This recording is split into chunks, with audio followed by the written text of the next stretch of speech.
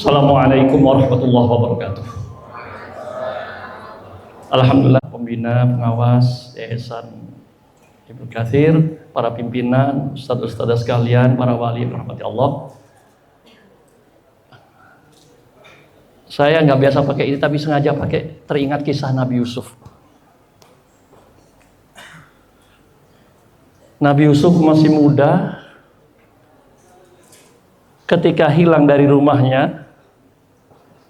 Ayahanda beliau Nabi siapa, Dedek?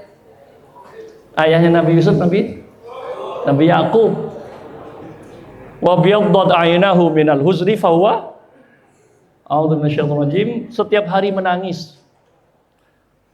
Anaknya dipondokkan. Tapi Nabi Yusuf di penjara, Pak. Bukan di pondok. Dibuang ke sumur, masuk penjara. Setiap hari ayahandanya nangis. Wa biyaddat aynahu minal huzni fa huwa kadzim, sampai buta, Pak. Tapi dengan izin Allah, Nabi Yusuf jadi, kira-kira kalau menteri sekarang yang cocok menteri apa, Pak? Ij'alni ala khazainil ardi. Jadikan aku yang mengurus perbendaharaan bumi, hasil bumi. Kira-kira menteri apa, Pak? Bu Ahlil? Menteri apa yang cocok, Pak?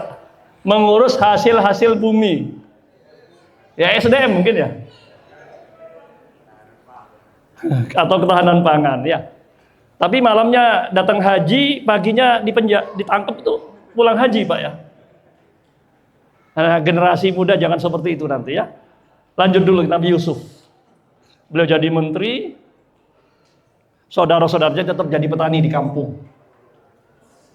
Saudara-saudaranya menjebak Nabi Yusuf, tetap menjadi petani di kampung. Mereka kemudian sadar, bertemu Nabi Yusuf, a'innaka la anta Yusuf, qala ana Yusuf, saya Yusuf. Mereka heran, yang mereka mau bunuh ternyata masih hidup, bahkan menjadi menteri. Mereka kemudian mengaku salah, dan Nabi Yusuf menitipkan kain kepada saudara-saudaranya untuk diserahkan ke ayahandanya Nabi Yakub. Falamma anja al-bashiru alqahu ala wajhihi fartadda basira. Jadi yang pulang baru kain, Pak. Ayah Ananda belum pulang ke rumah, Nabi Yusuf belum pulang kampung, baru kain dikirim. Ayahandanya mengusapkan di mukanya, Pak. Jadi saya pakai ini belum biasa nih, Pak. Cuma biar pas contohnya gitu ya. Kainnya diusapkan di mukanya. Fartadda basira. Sakit matanya sembuh. Gak payu dokter spesialis mata, Pak. Dokter spesialis mata gak laku. Cukup anak yang soleh. Membuat orang tuanya sehat. Adik-adik yang baru diwisuda, saya ingin hafalan Quran adik-adik tidak hanya sekedar menjadi hafalan. Tapi bagaimana membuat adik-adik sehat fisik, jasmani, rohani, dan itu yang akan membuat orang tua adik-adik sehat. Jangan sampai, waduh orang tuanya nanti pukul kepala, anak saya mau liburan lagi, di rumah pusing. Jangan sampai seperti itu. Jadi Ibu tadi sudah menyampaikan juga ya, insya Allah kecerdasan itu memang banyak macamnya. Ada yang tampilannya lebih bagus, tadi kan sudah disebutkan sama Ibu. Ada yang sudah pakai AI, Ustaz, diganti, ya. Ada yang sudah pakai AI, Ustaz. Kita manfaatkan teknologi ya. Ada kan? Bukan yang ini, ganti filenya. File yang pakai AI sudah. Baik, ustaz-ustazah sekalian, Bapak Ibu yang dirahmati Allah, itu harapan kita tentunya. Anak-anak kita seperti Nabi Yusuf, masih muda, berprestasi, jadi menteri, tapi punya integritas. Ini hafizun, ya, ij'alni ala khazainil ardi, ini hafizun alim. bukan hanya hafid di sini integritas, tapi juga punya kapasitas alim, punya ilmu. Ya, ini sesuai dengan tema kita, bagaimana kita menyongsong Indonesia Emas 2045. Saya yakin karena kita mayoritas di Indonesia, Bapak Ibu. Muslim di Indonesia mayoritas. Kalau adik-adik ini 20 tahun lagi akan jadi pemimpin. Kita mungkin sudah tidak ada. Ya. 2045 kita yang sudah tua-tua ini tidak ada. Saya sekarang 52. Kalau 20 tahun lagi 72, wallahu a'lam masih hidup tidak. Tapi adik-adik inilah syubbanul yaum rijalul ghad. Mereka pemuda hari ini insya Allah adalah pemimpin masa depan. Ya, kita juga momentum hijrah sebentar lagi. Kita memperingati tahun baru Hijriah. Baik, lanjut Ustaz. Ya. Karena waktu kita juga terbatas ya, mohon maaf, kita fokus saja. Bapak Ibu, kita baru saja melaksanakan 2 ibadah besar, Idul Adha, Idul Kurban, dan Haji. Adik-adik tahu nggak kalau ada yang baru datang haji doanya apa? Yang banyak kita minta didoain yang baru datang haji ya. Kalau kita berkunjung ke orang yang datang haji, minta didoakan. Tapi Ibnu Umar kalau ada orang datang haji, beliau malah mendoakan. Apa doanya Pak? Beliau disebutkan dalam kitab Al-Musannaf Ibnu Abi Syaibah, Ibnu Umar kalau ada orang datang haji, beliau mengatakan, taqabbalallahu nusukak wa a'zama ajrak wa akhlafa nafaqatak. Mudah-mudahan Allah menerima nusuk Anda, ibadah haji Anda. Wa a'zama ajrak, dan melipat gandakan pahala Anda. Wa akhlafa nafaqatak, dan mengganti biaya yang dikeluarkan. Lengkap doanya ya. Ibadahnya mabrur, pahalanya dapat. Walaupun tidak minta diganti Pak, tapi kan kita doakan Pak ya. Mudah-mudahan nanti juga bisa mengganti biaya anak-anak juga yang ya disekolahkan dan seterusnya. Mari kita doakan saudara-saudara kita yang pulang haji ini menjadi haji yang mabrur tadi ya. Allah menerima, taqabbalallahu nusukahum ya, dan mendapatkan pahala yang terbaik. Yang kedua, kita juga melaksanakan ibadah besar, ibadah kurban. Ada yang tanya saya kemarin, Ibu, Ustadz, wajib kurban itu ada nisabnya enggak? Kalau zakat kan ada minimal. Kalau kurban ada enggak? Berapa sih? Saya kalau punya pendapatan sekian, apa sudah harus kurban? Kalau di teks hadisnya enggak ada batasannya. Hadisnya bilang begini, man wajada sa'atan, yang memiliki kelapangan. Ada yang punya gaji 100 juta enggak lapang, enggak akan berkurban. Ada yang gajinya mungkin pemasukannya 3 juta, tapi dengan lapang hati dia bisa berkorban. Hadisnya jelas, man wajada sa'atan, yang memiliki kelapangan. Kelapangan itu bukan di nominal, bukan di jumlah pendapatan. Maka kata Nabi, yang dikatakan kaya itulah ghinan nafs, jiwa yang lapang. Ya banyak kita dengar ya, pemasukannya sedikit tapi bisa berkorban Pak. Nah, karena itu kita alhamdulillah berada di akhir tahun sekarang, ibadah besar kita sudah lakukan, tapi diingatkan di sini ya, jangan kita menjadi orang yang muflis, yang bangkrut. Nanti datang pada hari kiamat bawa pahala kurbannya, pahala hajinya, pahala zakatnya, pahala puasanya, tapi kebiasaan ngomongin orang. Waqad syatama hadza wa daraba hadza, mukul orang. Wa akhadha mala hadza, ngambil harta orang. Sehingga nanti pada hari kiamat kebaikannya diambil, dilempar ke yang dicela tadi, Pak. Kenapa ini terjadi padahal orang kita ini sudah beribadah? Kenapa terjadi? Ya. Kalau kata Syekh Shuraim, Saudi Shuraim ini imam Masjidil Haram Mekah yang sudah pensiun, Pak. Minta pensiun dini. Jadi imam haram gajinya besar, ada juga yang minta pensiun, Pak. Pensiun dini. belum dipensiunkan tapi belum minta pensiun, namanya Syekh Saud Shurem, mengatakan kepada kita, jangan kita menjadi seperti Al-Kisul Masqub. Ya, bapak-bapak yang pakai celana kan ada sakunya Pak ya. Jangan jadi orang yang saku celananya bocor, bolong. Ibu-ibu yang suka belanja, kalau belanjanya di Alfamart sekarang nggak pakai plastik ya. Itu jangan punya kresek yang bocor. Bawa beras sampai di rumah habis berasnya karena plastiknya bocor. Investasi kita habis. Ibadahnya banyak tapi kemudian kosong. Takwanya nggak dapat,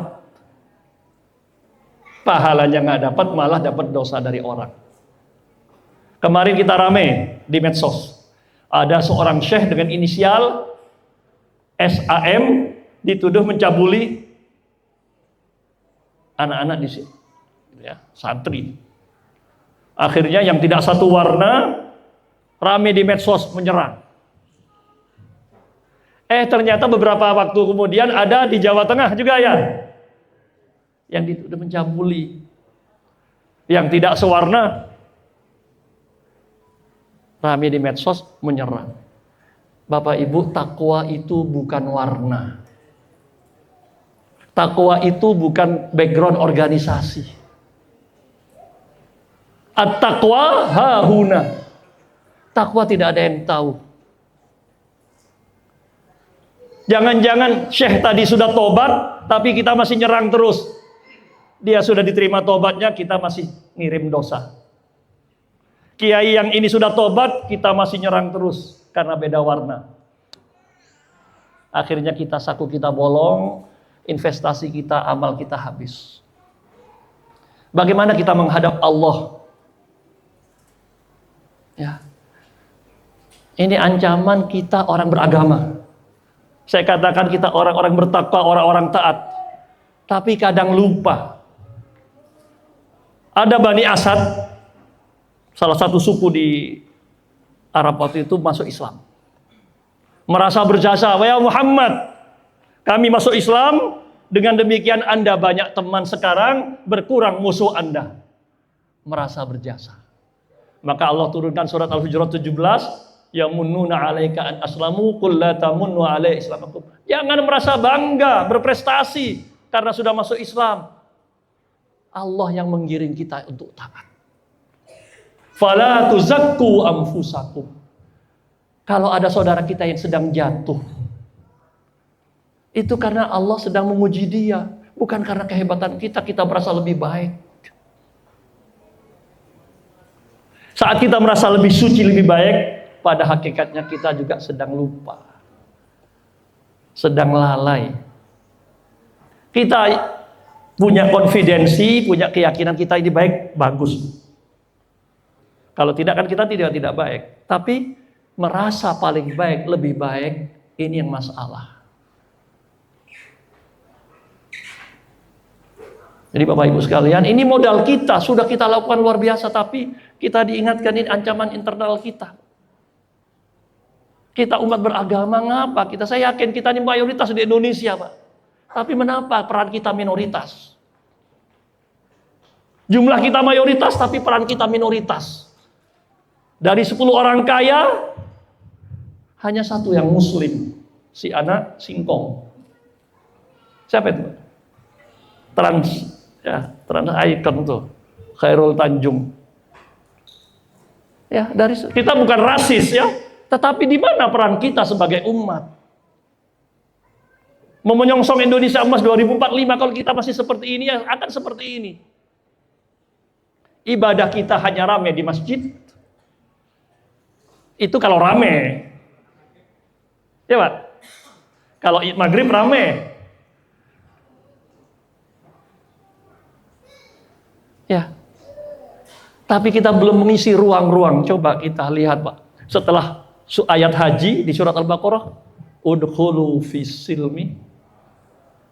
Nggak cukup ibadah kita itu ramai di masjid. Ya. Maka kita tidak boleh merasa cukup ibadah kita menjadi lebih baik, menganggap lebih baik dari orang, apalagi merendahkan orang lain, menganggap orang lain tidak baik, tidak suci. Karena kita punya ketergantungan mutlak kepada Allah. Tadi, Allah lah yang membuat kalian masuk Islam, Allah yang membuat kalian beriman, membuat kalian taat, membuat kalian tetap bertakwa, itu Allah. Nabi saja dikatakan dalam surat Al-Isra, walaula an sabbatnaka laqad kitta tarkanu ilaihim syai'an. Nabi saja kalau tidak ditegur oleh Allah, iming-iming godaan, mau jadi pemimpin monggo, mau jadi raja monggo kan, mau uang disiapkan semuanya, mau perempuan disiapkan semuanya. Kata Allah, kalau tidak engkau teguhkan kami teguhkan engkau wahai Muhammad, engkau akan condong sedikit kepada mereka. Maka kita perlu terus bergantung kepada Allah. Tidak perlu merasa lebih baik, sudah paling baik, agar kita tidak tadi kehilangan eksistensi kita, ya, merasa suci, ya, merasa sombong akhirnya. Bapak Ibu, jadi kita itu ibarat dulu waktu belajar naik sepeda, ya, bukan sepeda listrik, sepeda pancal, ya. Merasa sudah jago, ya, sudah pinter. Padahal bapak kita yang pegangin dari belakang. Itulah kita. Merasa sudah hebat, sudah ahli ibadah, padahal Allah yang pegang hati kita. Kalau Allah lepaskan, mungkin kita tidak jauh bedanya dengan orang-orang yang terfitnah itu. Di hati, bahasa Arab itu hati kolb. Kolb itu artinya kolbun, ya, ya kalau baikul taqallub, suka bolak-balik. Sekarang yakin, sebentar lagi kadang goyang. Sekarang yakin, agak sore udah nggak yakin. Hati kita ini lemah, jiwa kita ini maunya yang nyaman, maunya yang, ya, mudah. Adik-adik ya, susah kan ngafal? Maunya kan mau yang santai. Tapi saya percaya, paling tidak adik-adik tidak seperti yang di luar, pegang HP terus, kan nggak boleh ya, santai. Nggak boleh. Itu saja sudah nggak pegang HP masih sulit ngapal ya. Karena jiwa kita pinginnya yang nyaman, yang gampang, mudah. Kalau tidak Allah yang ngasih kita kesempatan adik-adik ya, ngasih waktu dan mau menghafal. Jadi yang 30 juz juga jangan merasa bangga, tapi syukuri. Allah mempercayakan hafalan kepada Anda 30 juz. Saya tadi sempat ngobrol dengan Kiai Gauzi. Ini yang baru kayak siapa tadi? Lensi ya. 21 juz. Waktu mondok belum lancar baca, Pak. Waktu mondok baru datang, Lensi ya. Belum lancar baca Qur'annya, sekarang sudah 21 juz. Siapa yang mudahkan, Pak? Orang tua beliau mu'allaf. Kita nih ustadz, anak kita nggak hafal-hafal. Siapa, Pak? Qulubul ibad, hati kita ini baina isba'ain min asabi'ir rahman, di tangan Allah. Yuqallibuha kaifa yasha. Terserah Allah mau dibolak-balikan seperti apa, Pak.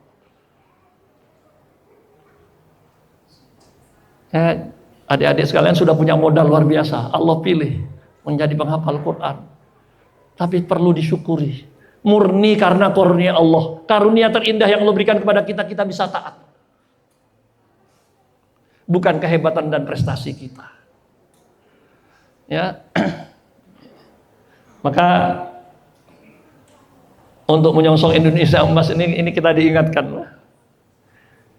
Kita harus selalu tergantung kepada Allah. Upaya kita beribadah itu terus, tapi jangan lupa dan jangan sampai membuat kita sombong dan seterusnya. Bahaya sombong ini membuat kita terhalang dari surga. Baik, berikutnya Ustaz. Diklik ya. Nah.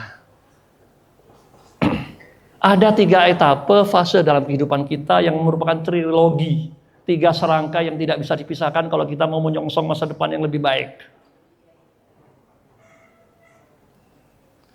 Di surat tadi kan udkhulu fis silmi kafa Al-Baqarah 208. Di ayat 218 Al-Baqarah Allah berfirman.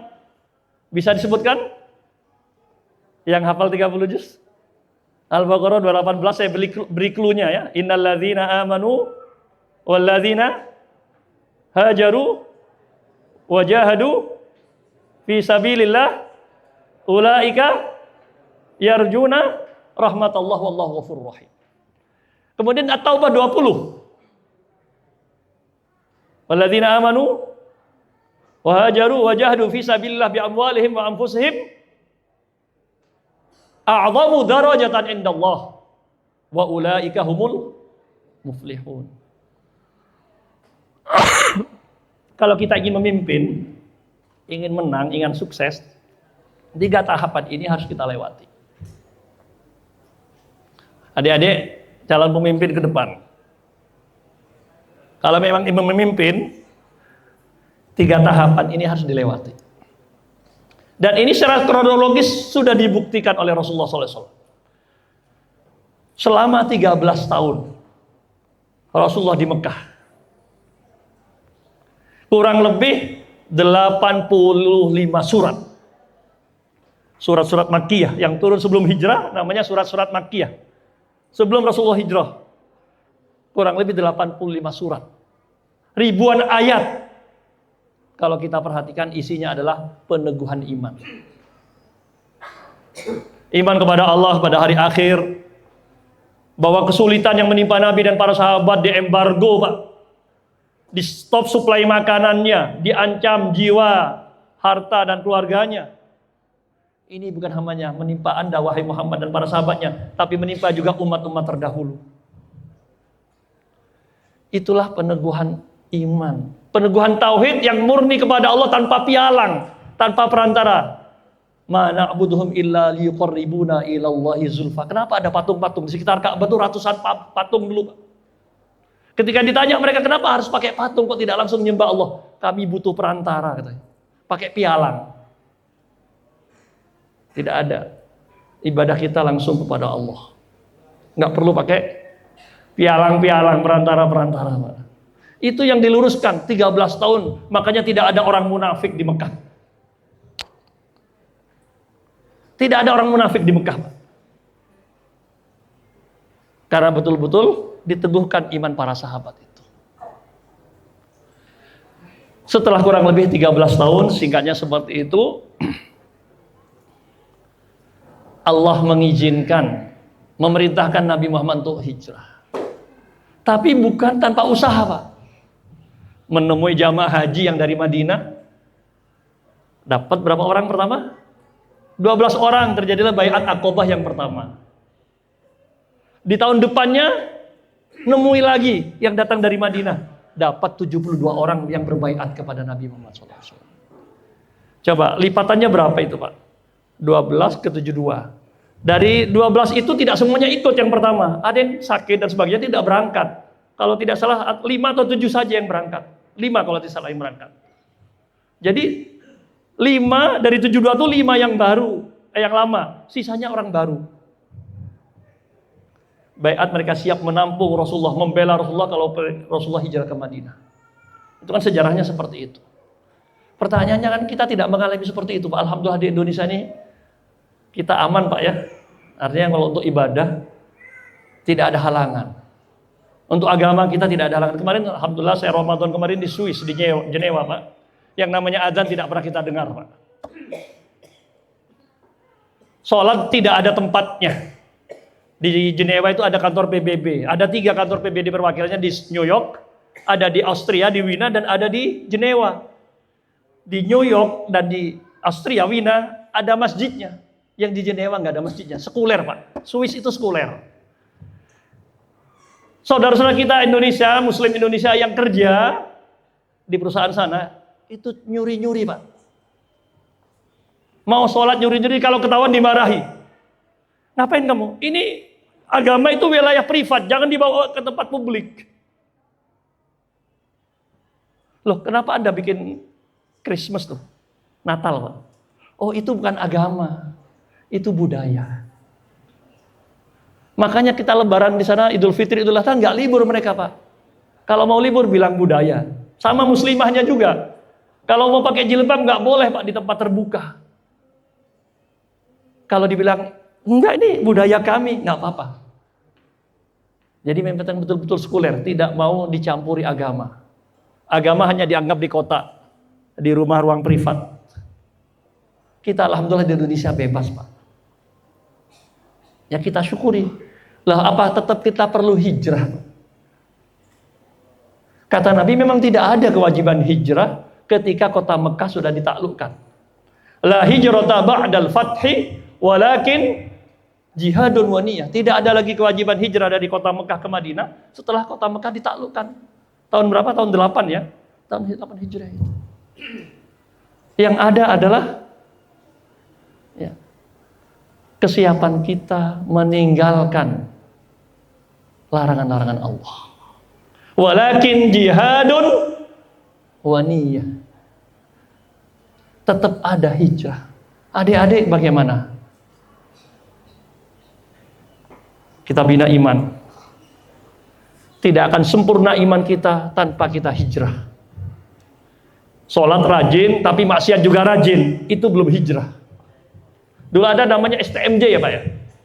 Yang Gen Z ini nggak tahu. Kalau yang tua-tua ini tahu STMJ apa Pak? STMJ Pak. Sholat terus, maksiat jalan. Itu dia tidak hijrah namanya.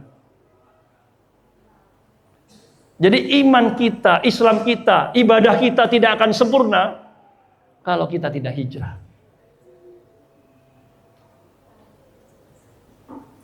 Karena tadi apa? STMJ Pak ya? Sholatnya jalan tapi maksiat jalan terus, itu belum hijrah. Maka trilogi ini harus kita lewati Pak. Ya tadi apalagi kita tadi imannya sudah bolong, kreseknya bocor, ditambah lagi masih maksiat jalan terus, itulah kualitas kita pinjol. Ternyata bukan orang-orang yang di sawah, para pegawai yang punya gaji itu yang terjerat pinjol Pak. Pagi pinjam 10 juta, sore tagihannya sudah 12 juta. Ini sistem apa Pak? Jahiliyah mungkin nggak seperti itu juga Pak. Berapa kali lipat, belum sehari udah naik 2 juta. Pinjol Jawa Timur mungkin urutan kelima. Jawa Barat, Jakarta. Ini masyarakat kita seperti itu sekarang. Ya. Maka kita ramaikan masjid oke. Kita ramaikan tahfidz, Quran oke Pak. Tapi tidak cukup.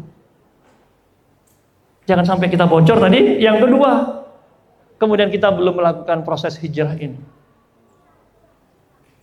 Bapak Ibu, ya, kita usaha terus ya.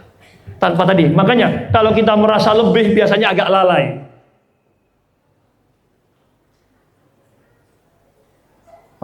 Dulu ada seorang syekh mengatakan, jadilah kita seperti lilin, generasi lilin. Gimana maksudnya Pak? Lilin itu biasanya kalau sudah terang kan habis Pak. Positif dalam arti kalau kita siap berkorban untuk menerangi orang lain. Tapi negatif ketika orang lain terang, dirinya habis. Nyuruh orang berbuat baik, tapi dia tidak mengerjakan. Melarang orang dari keburukan, tapi dia sendiri yang mengerjakan. Kata hadis, inilah orang yang pertama kali dilemparkan ke api neraka. Kabura maqtan, besar murka Allah kalau hanya omong doang. Atamuruna nasa, nyuruh orang tapi dia lupa. Jadi lilin, dirinya hancur, orang lain yang terang. Ini bocor Pak. Kalau hanya iman, apalagi bocor, tidak disertai dengan hijrah, kondisi Islam kita seperti ini Pak. Sementara kita ingin memimpin 2045.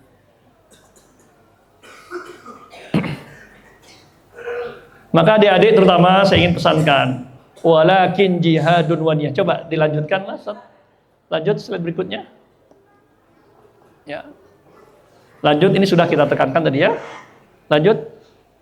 Sudah? Walakin jihadun wa niyah. Tadi Ibu sudah menyebutkan ya, kapasitas kita harus di-upgrade. Jihad bersungguh-sungguh untuk meningkatkan kapasitas kita. Kapasitas iman yang pertama. Integritas kita tadi, Nabi Yusuf. Ya. Yang saya maksud kapasitas bukan hanya, ya, tadi tiga-tiganya harus dinaikkan. Kapasitas iman kita, kapasitas hijrah kita, kapasitas keilmuan kita juga kita naikkan. Kalau adik-adik ya tadi expert di bidangnya masing-masing, ya, insya Allah. Ya. Jadi ada lapisan individu, kuatkan ya kapasitas dan integritas kita adik-adik. Tadi mau kuliah kemana tapi sudah punya Quran, maunya kita kan ke depan seperti itu. Para khalifah dulu, sejelek-jeleknya khalifah dulu tuh, ya kalau nggak hafal Quran, bacaan Qurannya bagus lah. Sejelek-jeleknya khalifah dulu. Ya, maka saya setuju sekali dengan basic Quran ini, mari kita tingkatkan kapasitas kita. Menyongsong Indonesia Emas 2045 tidak cukup dengan hafalan tentu saja. Walaupun tadi modal besar, banyak ya. Saya ada teman satu asrama dulu waktu di Riyadh, 9 bersaudara atau 11 bersaudara semua hafal Quran. Dan semua berprestasi. Ada yang di UI, ada yang di ini. Besok ujian dia masih murojaah Al-Quran, tapi ujiannya bagus hasilnya. Tidak perlu dipertentangkan, itu kan. Tadi sudah disebutkan, hafalan anak yang hafiz ini biasanya disiplin. Ya, Bapak Ibu rahimakumullah, ustaz-ustazah sekalian, adik-adikku sekalian, mari ya kita tambahkan syukur kita sudah dipilih Allah dengan meningkatkan kapasitas kita. Ya, kita mau memimpin bangsa, ya mulailah dari kita. Innallaha la yughayyiru, perubahan dari adik-adik dulu ya, dari kita masing-masing. Kemudian mudah-mudahan kita juga meningkat pada unit terkecil yaitu keluarga. Institusi terakhir yang kita miliki keluarga, itu pun sekarang sudah diserang. Ada LGBT lah. Ibu-ibu kalau ada anak-anak yang minta nikah, syukuri Bu. Berarti benar itu fitrahnya masih benar Bu ya. Cari lawan jenis. Yang repot tahu mintanya sejenis kan repot. LGBT kita sudah masuk nomor 5 di dunia.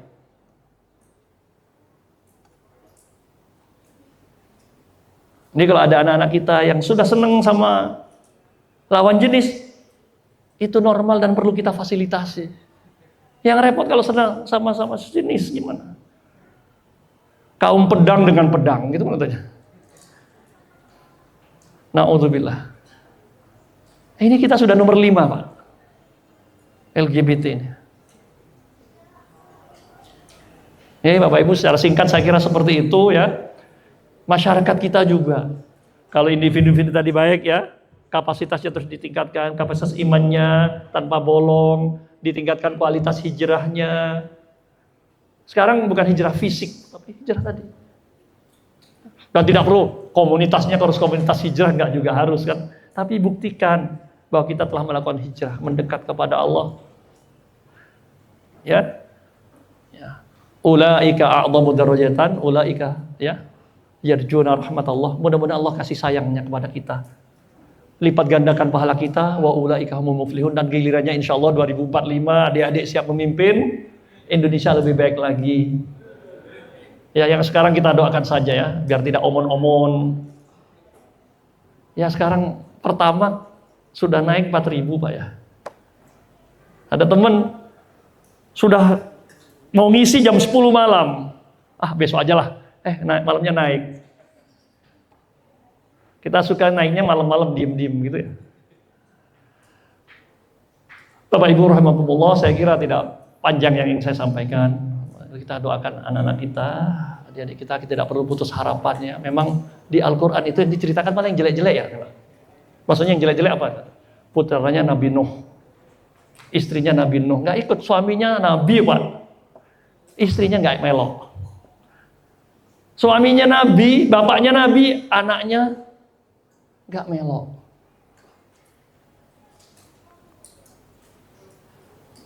Ya, jadi ini apa, Pak? Bahwa memang mendidik anak, mendidik keluarga itu bukan satu yang mudah.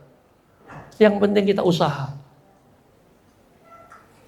Kok itu anak-anaknya begitu ya? Kita nggak perlu mencela.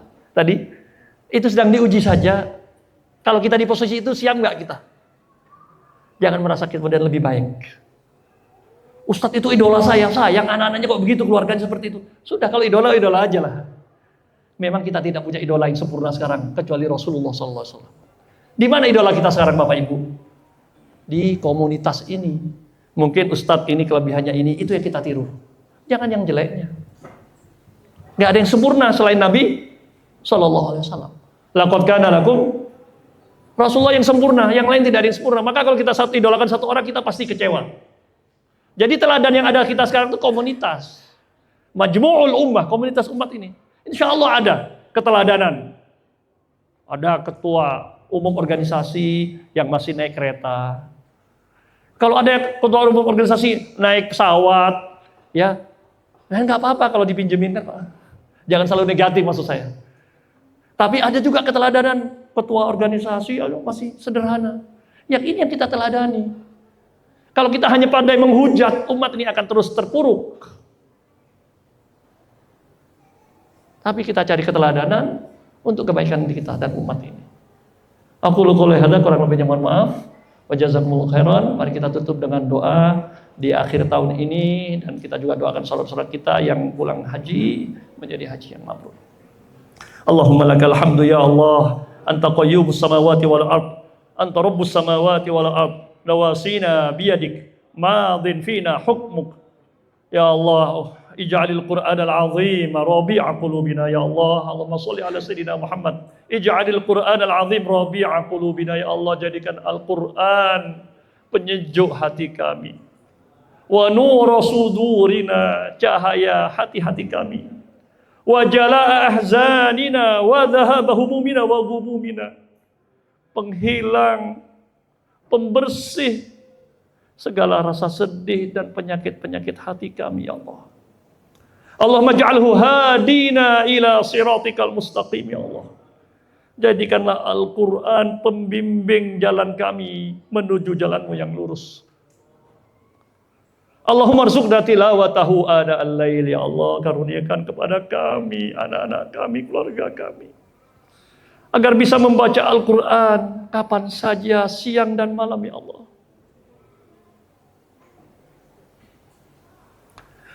Allah rzuqna tilawatahu ana al-laili wa atrafan nahar. Dan anak-anak kami yang telah hafal ya Allah, dzakirhum idza nusihim. Jika mereka terlalai, lupa, ingatkan mereka ya Allah, karena Al-Quran itu memang lebih liar dari onta yang tidak bisa kami pegang ya Allah. Allahumma ja'alhu hujjatan lana la hujjatan alaina ya Allah, jadikan Al-Quran hujjah pemberat untuk timbangan kebaikan kami. Jangan jadikan Al-Quran hujjatun alaina sebagai hujjah pemberat keburukan-keburukan kami ya Allah. Allahumma la tada' lana fi maqamina hadha wa fi sa'atina hadhihi dhanban illa ghafartah. Ya Allah, pada waktu ini dan di tempat ini kami mohon agar Engkau ampuni dosa-dosa kami. Wala hamman illa farrajtah. Obsesi-obsesi kami, keinginan-keinginan kami, hendaknya Engkau penuhi, Engkau tunaikan ya Allah. Wala maridun illa syafaitah. Kalau ada di antara kami yang hadir di sini atau saudara kami, keluarga kami yang sakit, mohon Engkau sembuhkan ya Allah. Wala mayyitan illa rahimtah. Jika ada saudara-saudara kami yang telah mendahului kami menghadap kepadamu ya Allah, rahmatilah dia ya Allah. Wala hajatan min hawaijid dunya wal akhirah hiya laka ridha wa lana fiha salah illa antana ala qada'iha wa isartaha ya arhamar rahimin. Hajat-hajat kami yang akan mendekatkan kami kepadamu ya Allah, mudahkanlah, tunaikanlah untuk kami ya Allah. Allahumma inna nas'aluka bi asma'ikal husna wa sifatikal ula an tunayyira hadhil wujuh Ya Allah, kami memohon dengan nama-nama-Mu yang mulia, nama-nama-Mu yang baik, dan sifat-sifat-Mu yang agung. Antunayyir wa tubayyidha hadhil wujuh, agar Engkau terangi dan putihkan wajah-wajah kami kelak ketika di akhirat. Bin nadhari ila wajhikal karim, dengan bisa memandangi Engkau ya Allah yang maha mulia. Allahumma la tukhayyib fina raja'ana.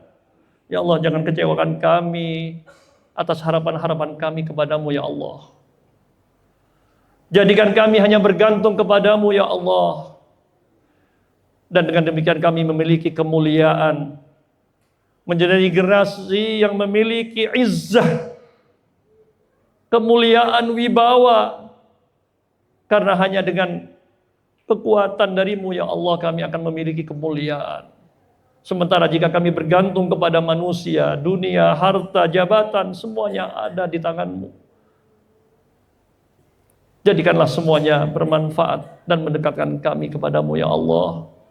Allahumma zayyinna bil iman, Allahumma zayyinna bil Qur'an, wa jammilna bil afiyah.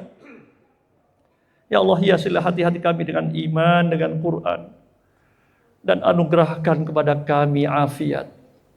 Kesehatan saja tidak cukup kalau tanpa afiat darimu. Nikmat saja tidak cukup kalau tidak mendekatkan kami kepadamu ya Allah. Bahkan akan menjadi nikmat, bencana bagi kami ya Allah. Jammilna bil afiyah, karuniakan kami afiat ya Allah. Rabbana hab lana min azwajina wa dhurriyyatina qurrata a'yun waj'alna lil muttaqina imama. Rabbana atina fid dunya hasanah wa fil akhirati hasanah wa qina adzaban nar. Subhana rabbika rabbil izzati amma yasifun. Wassalamun alal mursalin walhamdulillahil alamin wal afu minkum. Assalamualaikum warahmatullahi wabarakatuh.